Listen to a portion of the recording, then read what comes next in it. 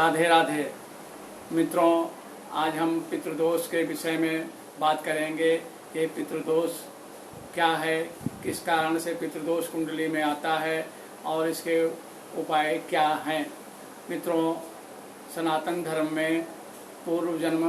के अनुसार जो हमारे कर्म होते हैं, जो संस्कार होते हैं, उन्हीं के अनुसार से कुंडली में पितृदोष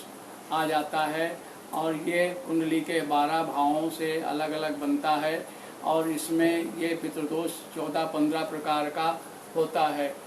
ये पितृदोष जीवन में अनेक प्रकार की कठिनाई परेशानियां देता है, जैसे संतान सुख प्राप्त न हो पाना, घर में कलह लड़ाई झगड़ा का वातावरण बना रहना, व्यवसाय नहीं सही चल पाता है, अनेक प्रकार की परेशानियां रहती हैं और घर में बीमारी रोग पीछा नहीं छोड़ते हैं और सामाजिक वातावरण भी ठीक नहीं रहता है, अनेक प्रकार की परेशानियां बनी रहती हैं। इसमें हम ये देखते हैं कि जो पूर्व जन्म में कर्म किए गए हैं उन्हीं के अनुसार फल इस कुंडली में आ जाता है। जैसे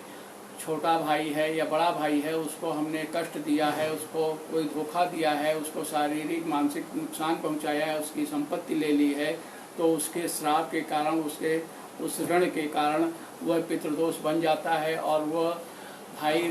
बहन के उसमें पितृदोष का एक रूप होता है। इसी प्रकार से यदि हमने बहन को कष्ट दिया है, बहन को परेशान किया है, बहन की संपत्ति ले ली है, उनको किसी तरीके का नुकसान पहुंचाया है, तो वो भी पितृदोष ही कहलाता है। उसे पितृ ऋण भी कहा जाता है और उसे ऋण, बहन का ऋण कहा जाता है, बहन का श्राप भी कहा जाता है ज्योतिषी आधार पर। और दूसरी बात एक ये है कि ये बहन भाई का श्राप जो होता है ये पितृदोष के रूप में होता है। इसी प्रकार से यदि माता को हमने कष्ट दिया है, माता की संपत्ति हमने गलत तरीके से खर्च कर दी है या उनको हमने शारीरिक मानसिक कोई कष्ट पहुंचाया है, उनकी संपत्ति का नुकसान हुआ है और वह दुखी होकर के उनका शरीर का अंत हुआ है, तो वह मात्र ऋण, मात्र श्राप और पितृदोष में आ जाता है। इसी प्रकार से यदि हमने अपने मित्र को कष्ट पहुंचाया है, मित्र की संपत्ति ले ली है, मित्र का धन ले लिया है, इसी प्रकार से जब हम मित्र को कष्ट देते हैं, मित्र का कोई सामान हमने ले लिया है, मित्र की संपत्ति हड़प ली है, मित्र को अनेक प्रकार के कष्ट दिए हैं, तो वो मित्र का श्राप कुंडली में आ जाता है, जिसे हम श्राप कहते हैं, ऋण कहते हैं और पितृदोष कहते हैं। यह पितृदोष इस प्रकार से बनता रहता है। इसी प्रकार से यदि हमने पिता को पूर्व जन्म में कष्ट दिया है, उनकी आज्ञा की अवहेलना की है, उनको किसी प्रकार की सुविधा सेवा नहीं दी है, उनकी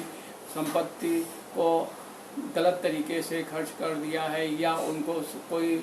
मानसिक नुकसान पहुंचाया है या उनको शारीरिक नुकसान हुआ है, तो वो उनके जो श्राप हैं वो इस जन्म में